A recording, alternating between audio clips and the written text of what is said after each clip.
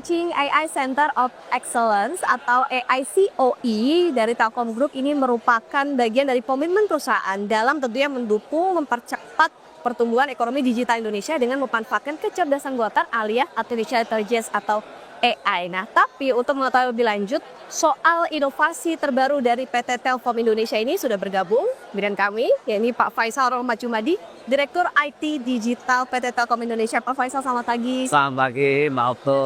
Pak Faisal, menarik nih, baru saja kan PT Telkom Indonesia itu meluncurkan inovasi terbaru, itu tadi ya Pak ya, AICOE. Nah, gimana perhelatan batik ini jadi momen untuk peluncuran dari inovasi tersebut? Betul, jadi sebetulnya hari ini semua technology provider atau service provider itu bicara tentang AI. Jadi semua solusi hari ini, apakah itu infrastructure as a service, platform as a service, maupun software as a service, semua bicara diperkaya dengan AI. Nah, kebetulan Batik ini kan international event gitu ya, yang dihadiri lebih dari 1.700 global partner gitu ya, dari seluruh dunia dan dari berbagai industri. Saya sebut tadi, ada yang technology provider, ada yang service provider, ada yang infrastructure provider, dan seterusnya. Nah, ini sehingga inilah kesempatan kami Telkom untuk declare gitu ya, bahwa Telkom sudah siap untuk mendeliver AI ya, untuk any solution, baik itu infrastructure as a service, platform as a service, maupun software as a service. Dan event ini karena dihadiri oleh perusahaan dari seluruh dunia, jadi ya ini kesempatan kita yang baik. Oke, ini kesempatan dan AI juga semakin berkembang ya Pak di Indonesia. Nah, tapi dari alasan-alasan tersebut, apa sih Pak sebetulnya tujuan utamanya dari Telkom itu meluncurkan AI Center of Excellence itu, dan bisa dijelaskan apa soal 4 pilarnya AICOE itu? Betul, jadi gini,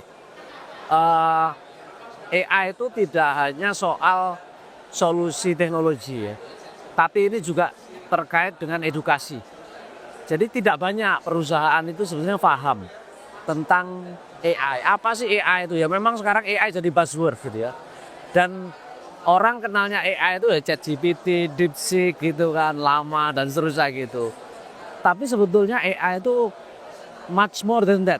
Itu hanya potongan kecil dari AI. Makanya kenapa kita harus melakukan edukasi pada masyarakat. Makanya terus akhirnya kita berpikir, oke, kita harus bikin Center of Excellence di mana masyarakat, terutama pengusaha ya, perusahaan-perusahaan belajar tentang AI.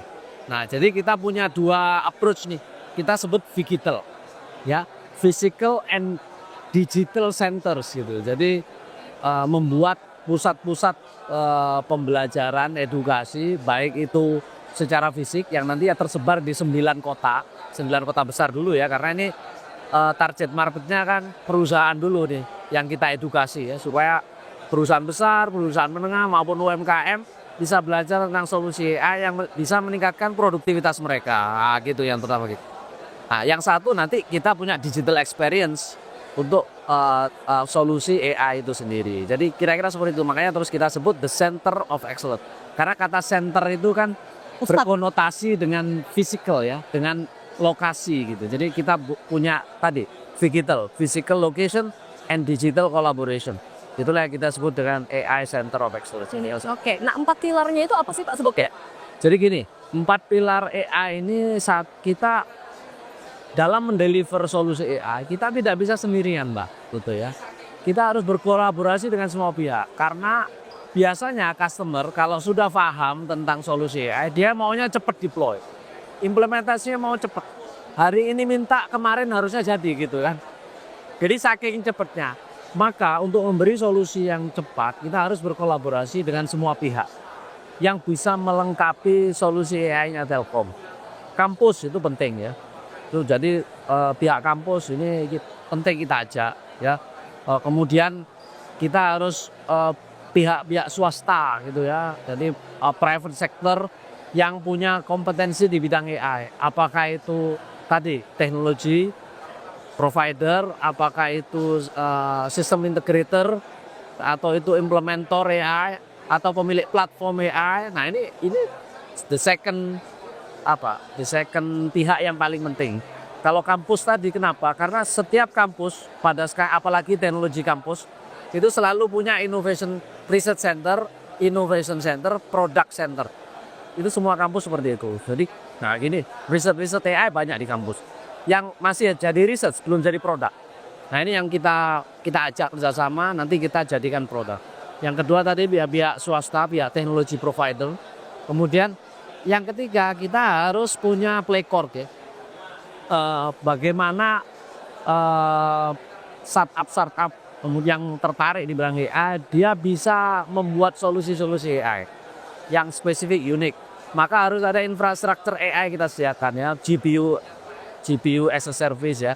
Dan nanti kita beri kesempatan mereka memanfaatkan infrastruktur Telkom, GPU Telkom untuk melakukan inovasi-inovasi baru, terutama startup anak-anak muda yang cinta gitu ya. Nah, yang terakhir AI Connect. Nah, inilah yang disebut dengan AI Connect tadi, yang hub tadi ya. Jadi kita akan bikin kayak AI hub di 9 kota tadi. Untuk mengedukasi masyarakat, mengedukasi pengusaha, kemudian connect dengan tadi startup yang ingin belajar juga, connect dengan teknologi provider, connect dengan kampus. Karena kan kampus tersebar di seluruh Indonesia. Jadi 4 itulah yang akan kita kolaborasikan bersama Telkom. Artinya memang ada terbangun ekosistem yang kolaboratif di situ ya Pak ya. Oke, nah itu sangat bagus. Kolaboratif ekosistem. Keren, itu memang begitu. Oke Pak, nah itu kan tadi secara umum lah ya Pak ya. Nah, kalau AI COE ini mendukung digitalisasi pemerintahan dan transformasi industri di Indonesia, ini perannya seberapa Pak? Betul, jadi gini, seperti saya bilang tadi ya, jadi target utama kita adalah korporasi. Apakah itu swasta, apakah itu BUMN, ya, state owned enterprise, itu korporasi, benar itu yang besar ya. Kemudian UMKM, ya ini karena sekarang juga UMKM kita harus lebih produktif dengan buatan AI. Itu segmen kedua. Segmen ketiga government. Ini penting sekali ya, karena government yang tidak memanfaatkan AI, maka tentu tidak akan nanti kalah produktif dengan pemerintahan yang lainnya di negara lain gitu ya. Di government ini sangat unik ya, terutama administrasi dan birokrasi. Bagaimana administrasi dan birokrasi pemerintahan itu kita lengkapi dengan AI sehingga membuat keputusannya lebih cepat ya. Tapi juga komprehensif ya, dengan jadi kan kalau pemerintah itu bukan hanya soal cepat, tepat dan komprehensif ya, sehingga tidak ada yang miss ketika melihat peraturan-peraturan. Itu harus komprehensif ya, nggak bisa melihat satu. Jadi itulah 3 segmen besar yang ingin kita bantu dengan memanfaatkan AI. Kira-kira gitu. Efektif lah ya Pak. Ya, betul. Oke, nah Pak, ini soal AI Big Box. Nah, sejauh ini capaian dari AI Big Box itu sendiri sebagai produk unggulan seperti apa Pak? Jadi gini, AI Big Box ini brand ya. Brand. Jadi The Center of Excellence AI Telkom ini harus dikasih nama lah. Nah, namanya AI Big Box gitu ya. Kenapa kita pilih AI Big Box? Sebetulnya AI research kita itu sudah mulai tahun 2018. Jadi sejak 7 tahun yang lalu Telkom itu sudah melakukan research AI gitu. Dan menghasilkan lebih dari 52 use case. Yang digunakan lebih dari 100 perusahaan dan pemerintah gitu ya. Nah, waktu itu namanya bukan AI ya. Ada data analitik, data prediktif, machine learning, itu solusi-solusi yang use case saya sebut tadi. Nah, waktu itu namanya adalah Big Box Solution. Nah, sekarang semua itu ternyata kalau kita pelajari AI itu adalah fundamentalnya menuju AI. Makanya sekarang Big Box kita transform menjadi AI Big Box. Jadi solusi tidak hanya data analitik, data prediktif, machine learning, agentic. Nah, sekarang mau ngomong agentic AI. Nah, itu makanya kenapa kita transform menjadi AI Big Box. Jadi AI Big Box itu istilahnya brand name untuk AI solutionnya Telkom. Ya, solusinya ada dalam satu box ya Pak ya? Yes, dalam satu box. You can find anything. Solution in one box. Gitu kira-kira seperti. Oke, nah bagaimana Pak Faisal, Telkom ini memastikan bahwa perkembangan AI-nya ini juga bisa membawa kapabilitas talenta lokal Pak. Jadi yang jadi pemain utamanya dalam perkembangan AI. Gimana Telkom memposisikan diri dalam ekosistem di Indonesia itu kan? Itu tadi ya. Jadi kami Telkom memberikan solusi tidak mungkin sendirian. karena AI ini membutuhkan jumlah talent yang sangat besar dengan berbagai spesifikasi ya. Jadi tiap AI ini kan nama besar ya, tapi di dalamnya itu membutuhkan banyak sekali talent dengan berbagai jenis developer aja macam-macam ya. Developer teknologi A dengan B dengan C nggak sama. Kemudian kalau misalkan GPU merek A, merek B, merek C juga beda lagi kebutuhan talentnya, sehingga Telkom merangkul semua pihak untuk berkolaborasi tadi ya, membentuk ekosistem AI yang otomatis menyediakan talentnya sesuai dengan spesifikasi dari teknologinya gitu. Jadi kita terus terang aja nanti juga termasuk bagaimana tadi ya saya bilang untuk mengedukasi perusahaan atau pemerintah, tentu perlu talent juga kan nggak bisa hanya harus paham benar gitu di 9 lokasi, dan nanti kita juga siapkan talent AI dari Telkom dan partner.